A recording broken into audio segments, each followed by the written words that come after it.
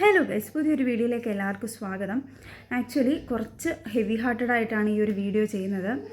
കാര്യം 2-3 ഡേയ്സ് ആയിട്ട് ഭയങ്കര വാറും കാര്യങ്ങളും ഒക്കെയാണ്. ഒരു സമാധാനം ഇല്ല. എനിക്കറിയാം നാട്ടിലുള്ളവർക്ക് ഇതിനെക്കാട്ടിലും സമാധാനക്കേടായിരിക്കും നാട്ടിലെ ന്യൂസും കാര്യങ്ങളൊക്കെ കണ്ടിട്ട്. ആക്ച്വലി ഞാനിപ്പം മസ്കറ്റിലാണുള്ളത്, ഒമാനിലാണുള്ളത്. ഒമാനിൽ പൊതുവേ സേഫായിട്ടുള്ളൊരു പ്ലേസ് ആയിരുന്നു. പക്ഷേ മിനിഞ്ഞാന്ന് നമുക്ക് 2 ഡ്രോൺ അറ്റാക്ക് ഉണ്ടായിട്ടുണ്ടായിരുന്നു. അപ്പം ഞാൻ താമസിക്കുന്നിടത്തു നിന്ന് ഒരുപാട് അകലെയാണ്. ഇന്നലെ വൈകുന്നേരം ഒരു അറ്റാക്ക് ഉണ്ടായിട്ടുണ്ടായിരുന്നു. ആ അറ്റാക്കിൽ ഒരു ഇന്ത്യൻ മരിക്കുകയും ചെയ്തു.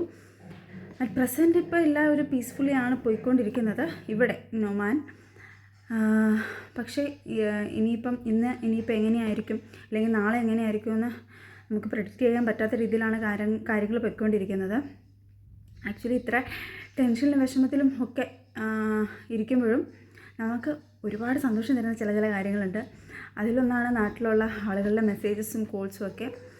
നമ്മുടെ വീട്ടിലുള്ളവർ വിളിക്കുന്നതും തിരക്കുന്നതും ഒക്കെ അത് നമുക്ക് അക്സെപ്റ്റ് ചെയ്യാം. നമുക്കത് ഓക്കെയാണ്.